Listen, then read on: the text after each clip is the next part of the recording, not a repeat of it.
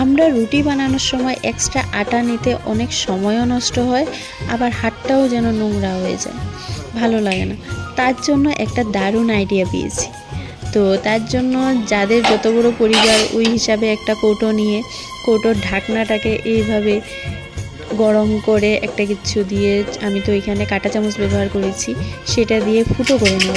ফুটো করে এই যে ডাব্বাটা আছে, ডাব্বাটার ভিতরে আটাগুলো আপনি রেখে দিবেন। রেখে এটাকে তারপর যখন রুটি বানাবেন, রুটি বানানোর সময় গোলার উপরে এটাকে বাস একটু ঝাঁকড়া দিয়ে দিয়ে ঢেলে দিবেন। হয়ে গেল, কত বড় সমস্যার সমাধান হয়ে গেল বলুন। ভিডিওটা কেমন লাগলো? ভালো লাগলে একটা লাইক কমেন্ট অবশ্যই করবেন কিন্তু।